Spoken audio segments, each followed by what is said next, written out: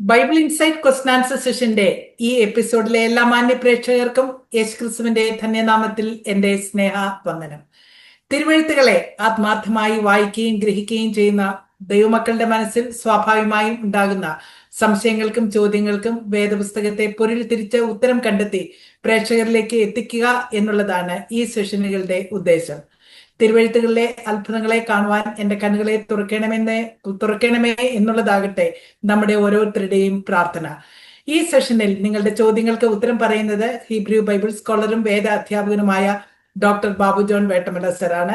ഇന്നും നിങ്ങളുടെ സംശയങ്ങൾക്കും ചോദ്യങ്ങൾക്കും മറുപടി പറയുവാനായി മാന്യ കത്രിദാസൻ നമ്മോടൊപ്പമുണ്ട്. Welcome to this session sir. Sir, ഇന്നത്തെ ആദ്യത്തെ ചോദ്യം റോമാലേഖനം 12-ാം അധ്യായം 20-ാം വാക്യം, അതുപോലെ സദൃശവാക്യങ്ങൾ 25-ാം അധ്യായം 21, 22 വാക്യങ്ങൾ. ഈ രണ്ട് വാക്യങ്ങളിലും നിന്റെ ശത്രുവിനെ വിശക്കുന്നുവെങ്കിൽ തിന്മാൻ കൊടുക്ക, ദാഹിക്കുന്നുവെങ്കിൽ കുടിപ്പാൻ കൊടുക്ക, അങ്ങനെ ചെയ്താൽ നീ അവന്റെ തലമേൽ തീക്കനൽ കുന്നിക്കും, യഹോവ നിനക്ക് പ്രതിഫലം നൽകുകയും ചെയ്യും. ഈ വചനത്തിന്റെ യഥാർത്ഥ അർത്ഥം എന്താണ് എന്നുള്ളതാണ് പ്രേക്ഷകന്റെ ചോദ്യം. ഈ വചനത്തില് എനിക്കത് ചോദ്യം കേട്ടപ്പോഴേ ചിരി വരാനുള്ളൊരു കാരണമുണ്ട്. അപ്പം ഒരാള് ഒരു മിഷണറി കോൺഫറൻസിൽ ക്ലാസ് എടുക്കുക. അപ്പൊ യങ് മിഷണറിമാരെ ട്രെയിൻ ചെയ്ത് അവരോട് പറയുന്നത്, എടാ അവന് വിശക്കുന്നത് ഭക്ഷണം കൊടുക്കണം, അവന് ദാഹിക്കുന്ന വെള്ളം കൊടുത്തോണം. കാരണം അവസാനം ഇവന്റെ തല ഇടിത്തി വീഴുമെന്ന്. തലയില് വീഴുമെന്ന്. അപ്പം നമ്മുടെ മിഷണറിയുടെ ആഗ്രഹം എന്താ? ഇവന്റെ തല ഇടിത്തി വീഴണം എന്നാണല്ലേ.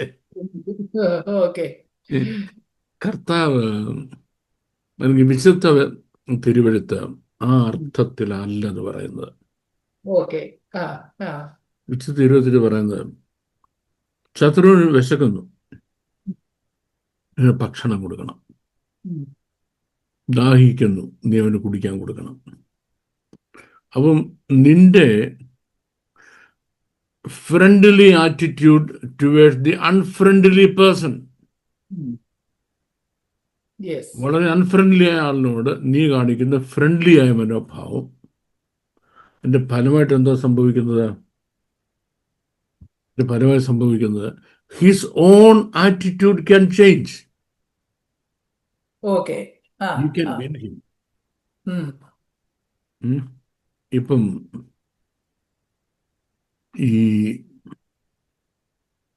To return evil to evil എന്ന് പറയുന്നത്, ദുഷ്ടതയ്ക്ക് പകരം ദുഷ്ടത തിരിച്ചു കൊടുക്കുക എന്ന് പറയുന്നത്, അത് മൃഗീയ വാസനയാണ്, മൃഗീയ സ്വഭാവമാണ്. To return good to good, നന്മയ്ക്ക് പകരം നന്മ ചെയ്യുക, അത് മനുഷ്യവാസനയാണ്, മനുഷ്യ സ്വഭാവമാണ്. ഇനിയും ഈ നന്മയ്ക്ക് പകരം തിന്മ ചെയ്യുക, അത് പിശാചിന്റെ സ്വഭാവമാണ്. തിന്മയ്ക്ക് പകരം നന്മ ചെയ്യുക, അത് കർത്താവിന്റെ സ്വഭാവമാണ്. അപ്പൊ കർത്താവിന്റെ സ്വഭാവം നീ ഒരാൾ കാണിച്ചു കഴിയുമ്പോൾ സുവിശേഷം പറയാതെ നിനക്ക് അവരെ വിൻ ചെയ്യാൻ കഴിയും. നീ പിന്നെ സുവിശേഷം പറയണം, നിനക്ക് അവനെ വിൻ ചെയ്യാൻ കഴിയും. ഇനിയും എന്നിട്ടും അവൻ രക്ഷിക്കപ്പെടുന്നില്ല, അവൻ്റെ ആറ്റിറ്റ്യൂഡ് മാറ്റം വരുന്നില്ലെങ്കിൽ അവന് ഭയങ്കര ശിക്ഷയാണ് ദൈവത്തിൽ നിന്നുണ്ടാകാൻ പോകുന്നത്. എന്നിട്ടും നീ നന്മ ചെയ്തിട്ടും അവൻ വീണ്ടും തിന്മയാ ചെയ്യുന്നത്, അവന്റെ മനോഭാവത്തിൽ മാറ്റം ഉണ്ടാകുന്നില്ലെങ്കിൽ then it is highly likely that he will have great punishment coming upon him. That's what it means. യഹോവ നിനക്ക് പ്രതിഫലം നൽകുകയും ചെയ്യുമെന്നും. Yes. Thank you. ദൈവിക ന്യായവിധിയെ പറ്റിയാണ് ഇവിടെ പരാമർശിച്ചിരിക്കുന്നത്. Yes. അടുത്ത ചോദ്യം പറഞ്ഞു. Okay sir, thank you. അടുത്ത ചോദ്യം, 2 രാജാക്കന്മാർ 2-ാം അധ്യായം 11-ാം വാക്യം ഇപ്രകാരം പറയുന്നു, അവർ ഏലിയാവും എലീശയും സംസാരിച്ചുകൊണ്ട് നടക്കുമ്പോൾ അഗ്നിരഥവും അഗ്നി അശ്വങ്ങളും വന്ന് അവരെ തമ്മിൽ വേർപിരിച്ചു. അങ്ങനെ ഏലിയാവ് ചുഴലിക്കാറ്റിൽ സ്വർഗത്തിലേക്ക് കയറി. അശ്വവും, ചോദ്യകർത്താവിന്റെ ചോദ്യം ഇതാണ്, അശ്വവും രഥവും ഹൈന്ദവ ആചാരപ്രകാരമുള്ളതല്ലേ? യഥാർത്ഥ ഹീബ്രുവിൽ ഇത് എങ്ങനെയാണ്? അത് അങ്ങനെ തന്നെയാണ്. കാര്യം അത് രണ്ട് ഹിന്ദുക്കൾക്ക് ഉള്ളതാണെന്ന് ആരാ നിങ്ങളോട് പറഞ്ഞത്? ചേട്ടാ, ഇത് കൊള്ളാമല്ലോ. ഈ അശ്വം, കുതിര എന്ന് പറയുന്ന ആ ജീവിയെ സൃഷ്ടിച്ചാര ദൈവമില്ലയോ? അതെ. ഈ രഥം സൃഷ്ടിച്ചാര ദൈവമില്ലയോ? ഇതെല്ലാം ഹിന്ദുക്കൾക്ക് മാത്രം വിട്ടുകൊടുക്കണം, നിങ്ങളത് ഉപയോഗിക്കാൻ പാടില്ലെന്ന് പറഞ്ഞാൽ അങ്ങനെ ഇരിക്കും. അങ്ങനെ ഒരു ചിന്തയെ പാടില്ല, അത് ശരിയല്ല. That is absolutely biblical. Yes. There is nothing like exclusivity of Hinduism. അത് ഹൈന്ദവ ആചാരങ്ങൾക്ക് വിട്ടുകൊടുക്കുക എന്നൊരു പരിപാടി ബിബ്ലിക്കൽ അല്ല. അങ്ങനെ നമ്മൾ ചിന്തിക്കേണ്ട ആവശ്യവുമില്ല. Thank you very much sir. You are welcome. അടുത്ത ചോദ്യം, please explain Luke 17:37. And they said to him, Where, Lord? He said to them, Where the corpse is, there the vultures will be. ലൂക്കോസിന്റെ സുവിശേഷം 17-ാം അധ്യായം 37-ാം വാക്യം. ശവമുള്ളിടത്ത് കഴുക്കൽ കൂടും. ശവമുള്ളിടത്ത് കഴുക്കൽ കൂടും. അവര് problem എന്താ? കഴുക്കളുടെ പ്രോബ്ലം ആണോ, നമ്മുടെ പ്രോബ്ലം ആണോ, ശവത്തിന്റെ പ്രോബ്ലം? ഈ ചോദ്യം പേരുള്ള കാര്യം എന്താ? ഈ ചോദ്യമേ ചോദ്യകർത്താൻ എന്താ അറിയേണ്ടത്? അതിന്റെ ബാക്ക്ഗ്രൗണ്ട് വെച്ചിട്ടാണോ? റൈറ്റ്. ബാക്ക്ഗ്രൗണ്ട് വെച്ചിട്ടാണ് നമുക്ക് പറയാൻ പോണേ. ഈ ഓരോ ദേശത്തും ജീവിക്കുന്ന ആൾ, പ്രത്യേകിച്ച് സാധാരണക്കാരുടെ ആളുകളുടെ ഇടയിൽ ജീവിക്കുന്ന ആളുകള്, ഗ്രാമറും സ്ട്രക്ചറും ഒന്നുമില്ലാത്ത സാധാരണക്കാർക്ക് മാത്രം മനസ്സിലാകുന്ന ചില പറച്ചിലുകളുണ്ട്, ചില കോമൺ സെയിങ്സ് ഉണ്ട്. എല്ലാ ആളുകളുടെ ഇടയിൽ ചില കോമൺ സെയിങ്സ് ഉണ്ട്. ഈ കോമൺ സെയിങ്സിനെ ലിറ്റററി ലാംഗ്വേജിലായിട്ട് ആരും എടുക്കാറില്ല. സാഹിത്യത്തിലൊക്കെ, എഴുത്തിലൊക്കെ, അല്ലെങ്കിൽ ഈ റിലിജനിലൊക്കെ ഭയങ്കര സംഗതികൾ എടുക്കത്തുള്ളൂ. സാധാരണക്കാരൻ്റെ പറച്ചിലുകൾ എടുക്കാറില്ല. ഈ സാധാരണക്കാരൻ്റെ പറച്ചിലുകൾ മുഴുവൻ കളക്ട് ചെയ്ത് പുസ്തകരൂപണമാക്കിയ മനുഷ്യനാണ് വില്യം ഷേക്സ്പിയർ. അതുകൊണ്ടാണ് ഇംഗ്ലീഷ് സാഹിത്യത്തിൽ ഏറ്റവും വലിയ എഴുത്തുകാരനായി മാറാൻ അദ്ദേഹത്തിന് കഴിഞ്ഞത്. ഈ ഗാലിലി എന്ന് പറയുന്ന ആ പ്രൊവിൻസ്, അവിടെ വളർന്ന കർത്താവ് അൺഎഡ്യൂക്കേറ്റഡ് ആയ ഗലീലിയൻസിന്റെ അവരുടെ സംസാര ഭാഷ മുഴുവൻ കർത്താവിനറിയാം. അപ്പൊ അവരോട് അതിലേ സംസാരിക്കത്തുള്ളൂ. അവർക്ക് മനസ്സിലാകാൻ ഒരു ബുദ്ധിമുട്ടുമില്ല. കർത്താവിന് അത്രയേറെ ഫോളോവേഴ്സ് ഉണ്ടാകാനുള്ള ഒരു കാരണം, സാധാരണക്കാരന്റെ ഭാഷ പറയുന്നു, സാധാരണക്കാരന് മനസ്സിലാകാൻ ഒരു ബുദ്ധിമുട്ടുമില്ല. അപ്പം ശവം എന്നുള്ള അതിൻ്റെ ആ കൾച്ചറിലെ അർത്ഥം സ്പിരിച്വലി ഡെഡ്, ആത്മീയമായി മരിച്ചുപോയവരെന്ന. ഒരിക്കലും അവൻ ദൈവവൈതലായിരുന്നു. ജഡത്തിന്റെ ഇഷ്ടങ്ങൾ കൂടി അവൻ ദൈവവൈതലല്ലായിത്തീർന്ന് ജഡാഭിലാഷങ്ങൾ കൊണ്ട് മാത്രം ജീവിക്കുന്നവൻ. അതാണ് ശവം. കഴുക്കൾ എന്നുള്ളത് ന്യായവിധിയെ കുറിക്കുന്നതാണ്. കഴുകന്മാര് ന്യായവിധിയെ കുറിക്കുന്ന അവരുടെ കൾച്ചറിൽ, ജൂവിഷ് കൾച്ചർ അന്നും ഇന്നും. ശവം ഉള്ളിടത്ത് കഴുക്കൾ കൂടുമെന്ന് പറഞ്ഞാൽ എവിടെ അനീതിയും അക്രമവും ദൈവമല്ലാത്ത കാര്യങ്ങളും കൂടി പാപസംബന്ധമായി മരിച്ച ആളുകളുടെ എണ്ണം കൂടുന്നുവോ അവിടെ ദൈവിക ന്യായവിധിയും കൂടുതലായിരിക്കും. അത് ആ കൾച്ചറിൽ മാത്രം അർത്ഥമുള്ള ഒരു കാര്യമാണ്. Literal meaning അതിനില്ല. ലിറ്ററൽ നമുക്ക് മീനിങ് എടുക്കാൻ പറ്റുന്നില്ല.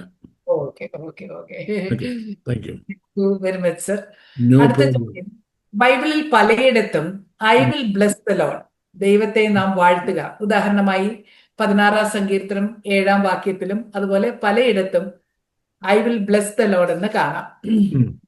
ഇത് ഭാഷാന്തരത്തിൽ വന്ന തെറ്റല്ലേ എന്നാണ് പ്രേക്ഷകൻ ചോദിച്ചിരിക്കുന്നത്. തീർച്ചയായിട്ടും അത് I'll declare that the Lord is blessed. Yes. The Lord is blessed. Baruch atah Adonai. ബാരൂക്ക് അറ്റഹ അഡോനായി. ദൈവമേ, അങ്ങ് വാഴ്ത്തപ്പെട്ടവൻ. അങ്ങ് വാഴ്ത്തപ്പെട്ടവൻ. ഞാൻ വാഴ്ത്താൻ നോക്കത്തില്ല. ഞാൻ ആരോ ദൈവത്തെ വാഴ്ത്താൻ? അത് കറക്റ്റാണ്, ഭാഷാന്തരം തെറ്റാണ്.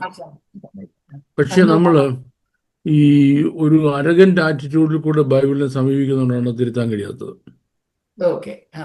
അരഗന്റ്, ഞാൻ പറഞ്ഞെല്ലാം ശരി, മറ്റുള്ളതെല്ലാം തെറ്റാണ്, ഇംഗ്ലീഷാണ് ലോകത്തിലെ ഏറ്റവും വലിയ ഭാഷ, ആദ്യത്തെ ഭാഷ ഇംഗ്ലീഷായിരുന്നു എന്നൊക്കെയുള്ള അഹങ്കാരത്തോടെ സമീപിക്കുമ്പോഴാണ് നമുക്ക് തിരുത്താൻ കഴിയാത്തത്. Okay, thank you. ദൈവം വാഴ്ത്തപ്പെട്ടവൻ എന്നുള്ളതാണ് ദൈവം വാഴ്ത്തപ്പെട്ടവൻ, അതാണ് ശരി. നമുക്ക് വാഴ്ത്താൻ പറ്റത്തില്ല. ഓക്കെ, അടുത്ത ചോദ്യം. ബ്രൈഡ് ഓഫ് ക്രൈസ്റ്റ് എന്നത് ഇസ്രായേൽ മക്കളെ മാത്രമാണ് ഉദ്ദേശിക്കുന്നതെന്നും ജാതികളിൽ നിന്നും രക്ഷിക്കപ്പെട്ടവരെ ബോഡി ഓഫ് ക്രൈസ്റ്റ് എന്നാണ് ഉദ്ദേശിക്കുന്നതെന്നും കേട്ടുവരുന്നു. ഇതിന്റെ വ്യക്തമായ ഒരു വിശദീകരണം എന്താണ്? വ്യക്തമായ ഒരു വിശദീകരണം എന്ന് ചോദിച്ചു കഴിഞ്ഞാൽ, ക്രിസ്തുവിന്റെ സഭയാണ് ക്രിസ്തുവിന്റെ ശരീരം. ഇത് രണ്ടും രണ്ടല്ല. തെസ്സലോനിക്കയിലെ കൊലസ്സീൻ 1-ാം അധ്യായത്തിന്റെ 24-ാമത്തെ വാക്യത്തിൽ വരുമ്പം ശരീരമായ സഭ, എഫെസ്യ ലേഖനത്തിൽ അവന്റെ ശരീരമായ സഭയ്ക്ക് കൊടുത്തു. ശരീരമായ സഭയ്ക്ക് കൊടുത്തു. അപ്പോൾ സഭയും ശരീരം രണ്ടാണോ? സഭയും ശരീരം ഒന്നാണല്ലോ. ക്രിസ്തുവിന്റെ സഭയും ക്രിസ്തുവിന്റെ ശരീരവും ഒന്നായിരിക്കെ യഹൂദന്മാര് ബ്രൈഡും ഇവരെ ശരീരമാണെന്ന് പറഞ്ഞാൽ വേദപുസ്തകത്തെ പറ്റി ഒരു മിനിമം നോളജ് ഉണ്ടല്ലോ, ഒരു nursery student knowledge. Nursery student knowledge ഉള്ള ആളിങ്ങനെ പറയത്തില്ല. ഒരാളൊരു വീട്ടിൽ വിളിച്ചു പറഞ്ഞു, അവിടെ കിടക്കട്ടെന്നേ, അത് കിടക്കട്ടെ, അത്രയും ചിന്തിച്ചാൽ മതി. അടുത്ത ചോദ്യം. യിരെമ്യാ പ്രവചനം 6-ാം അധ്യായം 16-ാം വാക്യം. യഹോവ ഇപ്രകാരം അരുളി ചെയ്യുന്നു, നിങ്ങൾ വഴികളിൽ ചെന്ന് നല്ല വഴി ഏതെന്ന് പഴയ പാതകളെ ചോദിച്ച് അതിൽ നടപ്പീൻ, എന്നാൽ നിങ്ങളുടെ മനസ്സിന് വിശ്രാമം ലഭിക്കും. അതിന് അവരോ ഞങ്ങൾ അതിൽ നടക്കയില്ല എന്ന് പറഞ്ഞു. ചോദ്യകർത്താവിന്റെ ചോദ്യം ഇതാണ്: ഇവിടെ പഴയ പാത ഏതാണ്? പഴയ പാതയും വിശ്രാമവും, ഇതിനെക്കുറിച്ച് ഒരു വിശദീകരണം തരാമോ? Absolutely very good question. വിശദീകരണം മാത്രമല്ല, ഈ ചോദ്യകർക്കാൻ കിട്ടുന്നെങ്കിൽ നല്ല ഘടിപ്പിച്ചൊരു കാപ്പിയും കൊണ്ട് മേടിച്ചു കൊടുക്കാൻ, 2 പരിപ്പാടും കൊണ്ട് മേടിച്ചു കൊടുക്കാമായിരുന്നു. അത്ര നല്ല ചോദ്യമാണ്. ഈ ദൈവം തന്നെ എങ്ങനെ ആരാധിക്കണം എന്ന് ദൈവത്തിന് നിർബന്ധമുണ്ട്. തന്നെ ആരാധിക്കുന്നവർ ഇങ്ങനെ ആരാധിക്കണമെന്ന് പിതാവ് ആഗ്രഹിക്കുന്നു. പ്രാർത്ഥിക്കുന്നവർ വേണ്ടുന്നവണ്ണം പ്രാർത്ഥിക്കണമെന്ന് നിങ്ങൾക്ക് അറിയിക്കുന്നില്ല എന്ന് പറയുമ്പോൾ നിങ്ങൾക്ക് തോന്നുന്ന പോലെ പ്രാർത്ഥിക്കുന്നില്ല. എൻ്റെ അർത്ഥം ഇതിനെല്ലാം ദൈവം ഒരു നിയമം വെച്ചു, ആരാധനാ നിയമങ്ങളെന്നും പറയും അതിന്. 2, ഹോൾ ക്രിസ്ത്യാനിറ്റിയിൽ doctrine and means faith and behaviour എന്നുള്ളതാണ്. ബിബ്ലിക്കൽ ഫെയ്ത്ത് എന്താണെന്ന് ബിബ്ലിക്കൽ ബിഹേവിയർ എന്താണെന്ന് എഴുതി വെച്ചിരിക്കുക. അതിങ്ങനെ എഴുതി കൊടുത്തുകൊണ്ടാണ് തുടങ്ങുന്നത്. സീനയുടെ ചോട്ടിൽ വെച്ച് അവിടെ വന്നേ യിരെമ്യാവിന്റെ കാലമായപ്പോഴേക്ക് എല്ലാവരും ഓവർ സ്പിരിച്വലും സൂപ്പർ ഭക്തന്മാരുമാണ്. അപ്പൊ സൂപ്പർ ഭക്തന്മാരുടെ ഗുണമെന്നറിയാമോ? ബേസ്മെന്റ് അങ്ങ് മറക്കും, അപ്പർ ലെസൺസ് ഒക്കെ ഭയങ്കരമായിട്ട് പഠിക്കും. ബേസിക് ലെസൺ എന്ന് പറഞ്ഞാൽ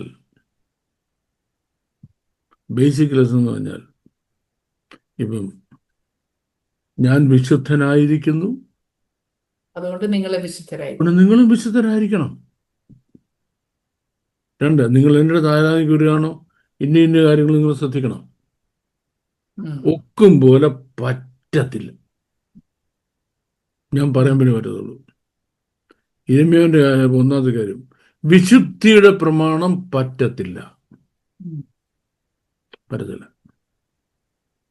അത് പഴയ വഴി. പഴയ വഴി എന്ന് പറഞ്ഞാൽ വിശുദ്ധിയുടെ പ്രമാണം. 2, ആരാധനയുടെ പ്രമാണം. 3, ഗോഡ്ലിനെസിന്റെ പ്രമാണം. ഞങ്ങൾ ദൈവത്തിന് എന്തിനാ ഒരു കാള 10 കാളെ കണ്ടിച്ചു തരാവുന്നേ? ഒരാടോ 100 ആടിനെ കണ്ടിച്ചു തരാം. ദശാംശമോ അത് 100 10, ഞങ്ങൾ 100 20 25 തരാവുന്നേ. പിടികിട്ടിയോ? 7 ദിവസം ഉത്സവം. എന്തിന് 70 ദിവസം ഉത്സവം ചേച്ചേക്കാൻ കുഴപ്പമില്ല, പിടിച്ചു. അപ്പം ഈ എക്സസ് ആണ് പുതിയ വഴി. Mama, are you following me?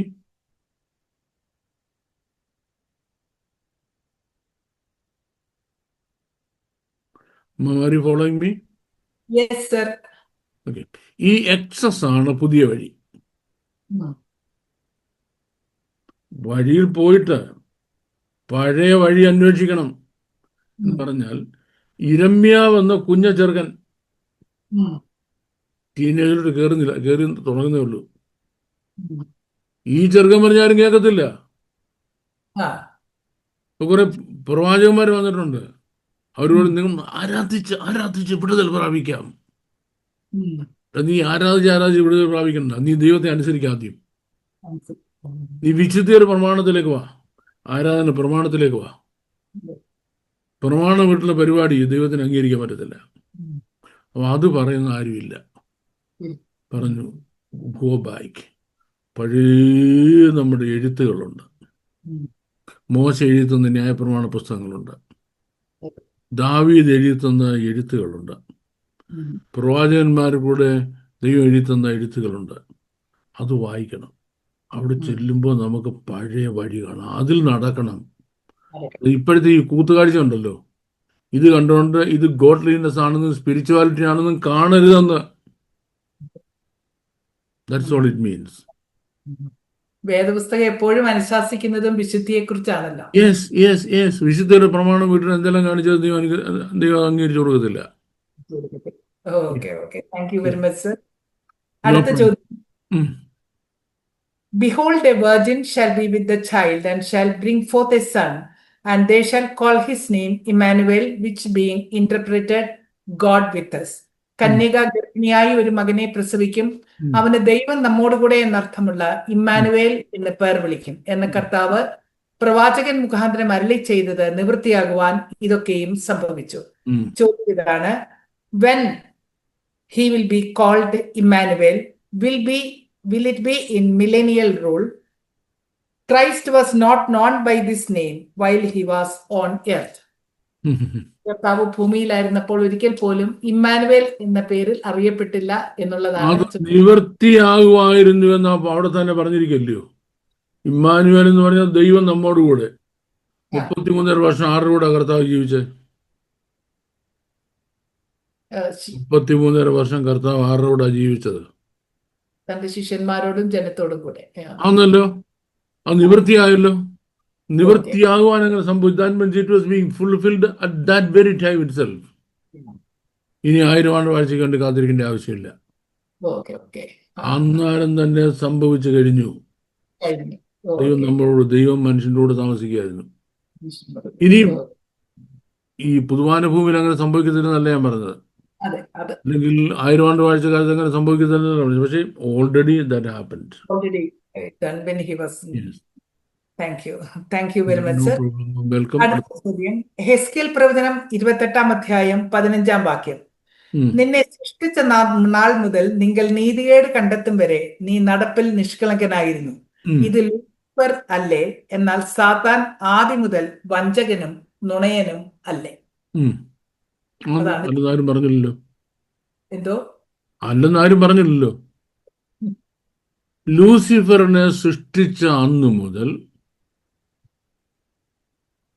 അവന്റെ നടപ്പിൽ നിഷ്കളങ്കനായിരുന്നു. അവൻ നിഷ്കളങ്കനായിരുന്നു. ഏതുവരെ? നീതികേട് കണ്ടെത്തും വരെ. അവൻ സാത്താനാകുന്ന ആ നിമിഷം വരെ, നീതിയുടെ കണ്ടെത്തിയ ആ നിമിഷം അവൻ ആരായി തീർന്നു? സാത്താനായി. അന്നു മുതലേ അവൻ ദുഷ്ടനാ. ഒന്നുകൂടെ പറയാം. സാത്താൻ ആദ്യം മുതൽ ആരാണ്? വഞ്ചകനും കൊലപാതകനും അല്ലേ? ആദ്യം എന്ന് പറഞ്ഞ എന്താ?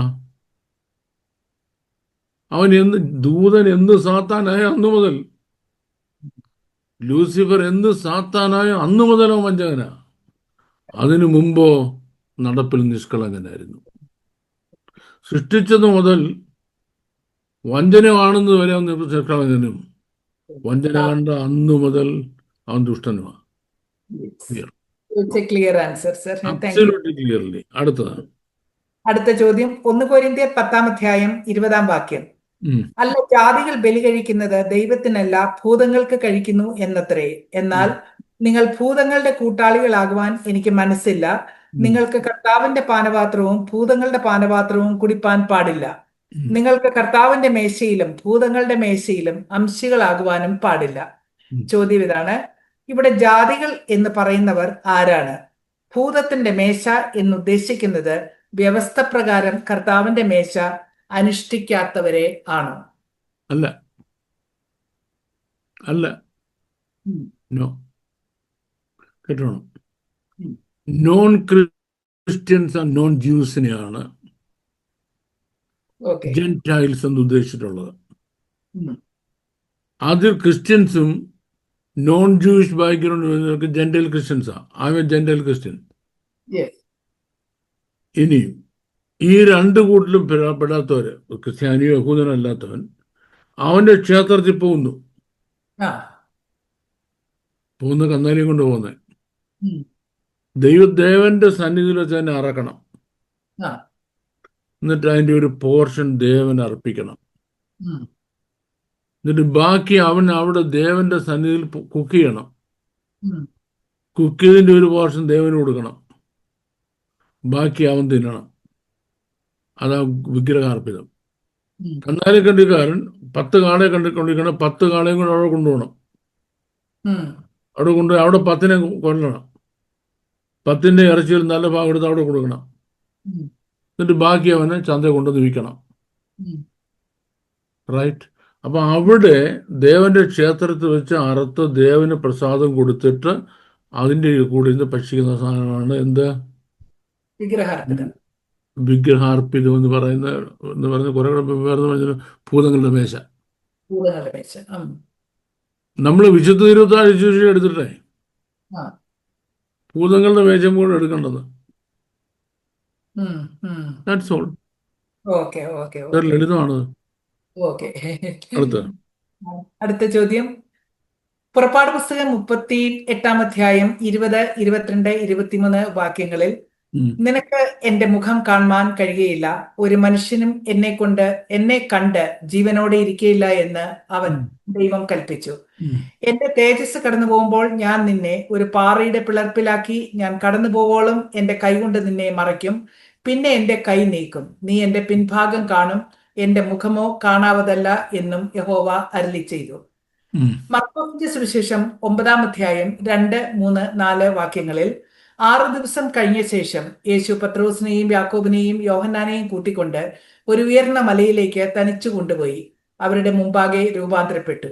ഭൂമിയിൽ ഒരു അലക്കുകാരനും വെളുപ്പിപ്പാൻ കഴിയാതെ വണ്ണം അവന്റെ വസ്ത്രം അത്യന്തം വെളുപ്പായി തിളങ്ങി. അപ്പോൾ ഏലിയാവും മോശയും അവർക്ക് പ്രത്യക്ഷമായി യേശുവിനോട് സംഭാഷിച്ചു കൊണ്ടിരുന്നു. ലൂക്കോസിന്റെ സുവിശേഷം 9-ാം അധ്യായം 29, 30, 31 വാക്യങ്ങളിൽ അവൻ പ്രാർത്ഥിക്കുമ്പോൾ മുഖത്തിന്റെ ഭാവം മാറി ഉടുപ്പ് മിന്നുന്ന വെള്ളയായും തീർന്നു. 2 പുരുഷന്മാർ അവനോട് സംഭാഷിച്ചു, മോശയും ഏലിയാവും തന്നെ. അവർ തേജസ്സിൽ പ്രത്യക്ഷരായി അവൻ യെരൂശലേമിൽ പ്രാപിപ്പാനുള്ള നിര്യാണത്തെക്കുറിച്ച് സംസാരിച്ചു. ചോദ്യം ഇതാണ്: മൺമയനായ മനുഷ്യന് തേജോമയനായ ദൈവത്തെ കാണുവാൻ സാധിക്കും? Okay. Yes and no. Yes and no. പദപ്രയോഗങ്ങളുടെ ഡിഫറൻസ് ഉണ്ട്. മോശയോടൊക്കെ പറഞ്ഞു യുൽ സീ മൈ ഫേസ് എന്നുള്ളതൊക്കെ പറയുന്നത്. അൽപ്പനേയി എന്ന് പറയുമ്പോൾ you will be in my limelight. ഉം, എൻ്റെ നേരിട്ടുള്ള ദൃഷ്ടിയിൽ നീ ഉണ്ടായിരിക്കും. ഉം, ഒന്ന് കാണുന്നതിന് നമ്മൾ ഒരു ഭാഗത്തേക്ക് നോക്കുന്നതും അത് തന്നെ നോക്കിക്കൊണ്ടിരിക്കുന്നത് രണ്ടാണ്. ഉം, എൻ്റെ നേരിട്ടുള്ള ദൃഷ്ടിയിൽ നീ ഉണ്ടായിരിക്കും. ഉം, അതാ പറയുന്നത്. പനഫ് എന്നുള്ള ഫേസ് ആണ്, ഉം, ഇതിൻ്റെ ഡിവൈൻ ഫേസ് ആണ്. ഉം. ആ ഡിവൈൻ ഫേസ് ആരും കാണാൻ വരത്തില്ല. ഓക്കെ. കണ്ട് ജീവിച്ചിരിക്കത്തില്ല. ഉം, കണ്ടിട്ട് പിന്നെ ജീവിച്ചിരിക്കത്തില്ല. അപ്പൊ ദൈവം എന്ത് ചെയ്യുന്നു? നമ്മിൽ നിന്ന് മറഞ്ഞിരിക്കാൻ ദൈവം ഇഷ്ടപ്പെടുന്നില്ല. ഉം, അതുകൊണ്ട് നമുക്ക് അഫോർഡബിളായ പല രീതിയിലും പല സ്ഥലത്തും ദൈവം തൻ്റെ തേജസ് കുറച്ചുകൊണ്ടെന്ന് മനുഷ്യനെ കാണാവുന്ന രീതിയിലാക്കി കൊടുക്കുന്നുണ്ട്. ഉം, ഉം, പത്രോസും യാക്കോബും യോഹന്നാനും മറിയവും ചോദിച്ചു അങ്ങനെ ചെയ്ത്, ഉം, മോശയ്ക്ക് വേണ്ടി അങ്ങനെ ചെയ്ത്, ഉം. അവിടെ ഒന്നും ഫുൾ എക്സ്പ്രഷൻ വന്നിട്ടില്ല. ഓക്കെ. ആ ഫുൾ എക്സ്പ്രഷൻ വെളിപ്പാട് ദിവസം 4-ാം അധ്യായം വരണം. സിംഹാസനത്തോരത്തിന് ഇരിക്കുന്നു, ഉം, അയാളുടെ നേരെ നോക്കാൻ ആർക്കും പറ്റത്തില്ല. ഉം. That's the difference. Okay. Thank you. Okay. Okay sir. അടുത്ത ചോദ്യം, യോഹന്നാന്റെ സുവിശേഷം 3-ാം അധ്യായം 5-ാം വാക്യത്തിൽ അതിന് യേശു, ആമേൻ ആമേൻ ഞാൻ നിന്നോട് പറയുന്നു, വെള്ളത്താലും ആത്മാവിനാലും ജനിച്ചില്ല എങ്കിൽ ദൈവരാജ്യത്തിൽ കടപ്പാൻ ആർക്കും കഴിയുകയില്ല എന്ന് പറയുന്നു. ചോദ്യം, ഇവിടെ വെള്ളത്താലും എന്നതുകൊണ്ട് ദൈവവചനത്തെയാണോ അതോ ജലസ്നാനത്തെയാണോ ഉദ്ദേശിക്കുന്നത്? ഓക്കെ, നമുക്കങ്ങ് സിമ്പിളായിട്ട് പറഞ്ഞേക്കാം. ദൈവവചനത്തെയാ. ഓക്കെ. വചനത്തെയാ. ആ വചനത്തിൽ ജലസ്നാനം അനുശാസിക്കപ്പെടുന്നുണ്ട്. ഓക്കെ. ആ. വചനം അനുസരിക്കുകയും ജലസ്നാനം എടുക്കാതിരിക്കുകയും ചെയ്ത് നടക്കുന്ന കാര്യമല്ല. One implies other. പറഞ്ഞില്ലേ, വചനം അനുസരിക്കുകയാണെങ്കിൽ ജലസ്നാനം ഏറ്റിരിക്കും. ജലസ്നാനം ഏറ്റില്ലാത്തവരാണ് ഞാൻ വചനം അനുസരിച്ച് പറഞ്ഞാൽ how can he prove it? അത് നമുക്ക് സിമ്പിൾ സെൻസിൽ എടുക്കണം, വളരെ സിമ്പിൾ സെൻസിൽ, ഒട്ടും കോംപ്ലിക്കേറ്റഡ് ആകാതെ. Answering Okay. the question, sir. Yes. ഈ സെഷൻ ഇവിടെ പൂർത്തിയാകുന്നു. Great. തുടർന്നും പ്രേക്ഷകരുടെ ചോദ്യങ്ങൾ സ്ക്രീനിൽ കാണുന്ന നമ്പറിൽ ഞങ്ങളെ അറിയിക്കാവുന്നതാണ്. അതതിന്റെ സമയത്ത് നിങ്ങളുടെ ചോദ്യങ്ങളുടെ മറുപടി ബാബു സർ നൽകുന്നതായിരിക്കും. May God bless you all and thank you once again.